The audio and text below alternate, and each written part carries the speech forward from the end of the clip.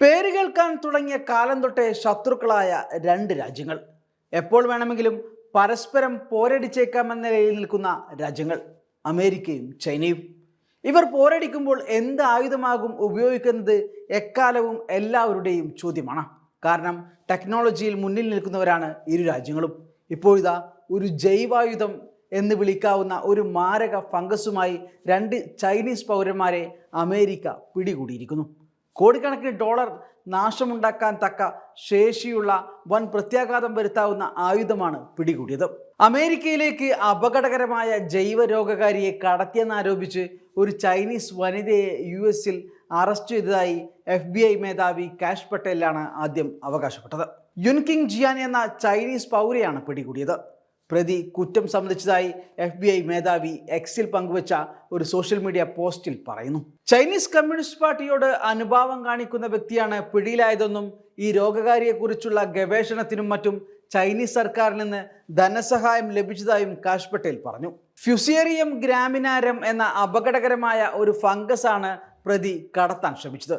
യുൻകിങ് ജിയാൻ എന്ന വ്യക്തി താൻ ജോലി ചെയ്യുന്ന മിഷിഗൺ സർവകലാശാലയിൽ ഗവേഷണം നടത്തുന്നതിനായി US-ലേക്ക് ഫംഗസിനെ കടത്തിയെന്നാണ് ആരോപണം. ഗോതമ്പ്, ബാർലി, ചോളം, അരി എന്നിവയെ ബാധിക്കുന്ന ഒരു രോഗമായ ഹെഡ് ബ്ലൈറ്റ് എന്ന രോഗത്തിന് ഈ ഫംഗസ് കാരണമാകും. ഇത് മനുഷ്യരിലും കന്നുകാലികളിലും കാര്യമായ ആരോഗ്യ പ്രശ്നങ്ങൾ ഉണ്ടാക്കുന്നു. ഓരോ വർഷവും ലോകമെമ്പാടും കോടിക്കണക്കിന് ഡോളറിന്റെ സാമ്പത്തിക നഷ്ടത്തിനാണ് ഇത് കാരണമാക്കുന്നത്. യുൻകിങ് ജിയാന്റെ കാമുകൻ സുനിയോങ് ലിയുവിൻ്റെ പേരും പരാതിയിൽ ഉൾപ്പെട്ടിട്ടുണ്ട്.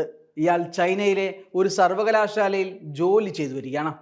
ലിയു ആദ്യം കള്ളം പറഞ്ഞു. പിന്നീട് ഡിട്രോയിറ്റ് മെട്രോപൊളിറ്റൻ വിമാനത്താവളം വഴി അമേരിക്കയിലേക്ക് ഫ്യൂസേറിയം ഗ്രാമിനാരം കടത്തിയെന്ന് സമ്മതിച്ചതായി FBI അറിയിച്ചു.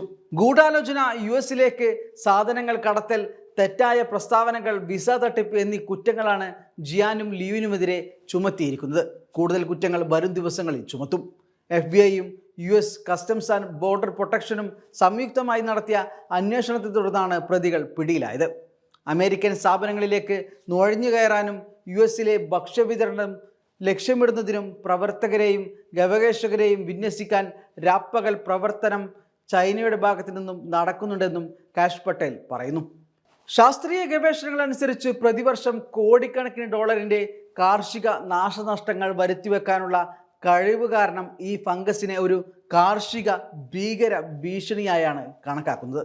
ഇത് മനുഷ്യരിലും മൃഗങ്ങളിലും ഛർദി, കരൾ തകരാറ്, പ്രത്യുൽപാദന പ്രശ്നങ്ങൾ എന്നിവയുൾപ്പെടെയുള്ള ഗുരുതരമായ ആരോഗ്യ അപകടങ്ങൾക്ക് കാരണമാകും. ഗോതമ്പ്, ബാർലി, ചോളം, അരി തുടങ്ങിയവയ്ക്ക് വരുന്ന രോഗമായ ഹെഡ് ബ്ലൈറ്റ് എന്ന രോഗത്തിനും ഈ ദോഷകരമായ ഫംഗസ് കാരണമാകുന്നു. ഇത്തരം ഭക്ഷണം കഴിക്കുന്നത് വഴി മനുഷ്യനിലും വലിയ അസുഖങ്ങൾ വരും. കൂടാതെ ലോകമെമ്പാടും ഓരോ വർഷവും കോടിക്കണക്കിന് ഡോളറിൻ്റെ സാമ്പത്തിക നഷ്ടത്തിന് ഈ ഫംഗസ് കാരണമാകുന്നുണ്ട്. ചൈനക്കാരനായ ഗവേഷകൻ ലിയുവിൻ്റെ ഫോണിൽ നിന്ന് മാറുന്ന കാലാവസ്ഥാ സാഹചര്യങ്ങൾക്ക് കീഴിലുള്ള സസ്യരോഗകാരി യുദ്ധം എന്ന തലക്കെട്ടിലുള്ള ഒരു ശാസ്ത്രീയ ലേഖനം കണ്ടെടുത്തതായി FBI അവകാശപ്പെടുന്നുണ്ട്.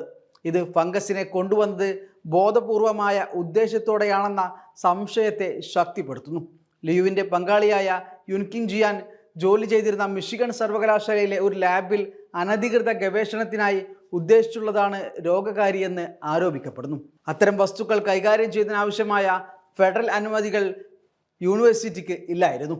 പിന്നെ എന്തിന് ഇവർ ഇത് അമേരിക്കയിലേക്ക് എത്തിച്ചു എന്ന ചോദ്യം ബാക്കിയാവുകയാണ്. വരും നാളുകളിൽ അതിനുള്ള ഉത്തരം ലഭിച്ചേക്കാം. പക്ഷേ അപ്പോഴും ആശങ്ക കൂടി നമ്മുടെ മുന്നിലേക്ക് എത്തുന്നുണ്ട്. വരും നാളുകളിൽ യുദ്ധം എന്തായിരിക്കും? ഒരു ബോംബിടുന്നതിനേക്കാൾ ശേഷി ഇത്തരം ചെറിയ കീടങ്ങൾ കൊണ്ട് സാധിക്കുമെന്നത് ഉണ്ടാക്കുന്ന ആശങ്ക ഒട്ടും ചെറുതല്ല. കാരണം മാസങ്ങളോളം ലോകത്തെ മുഴുവൻ നിശ്ചലമാക്കാൻ കോവിഡ് എന്ന ഒരൊറ്റ വൈറസ് കൊണ്ട് സാധിച്ചത് നമ്മൾ കണ്ടതാണ്, അനുഭവിച്ചതാണ്.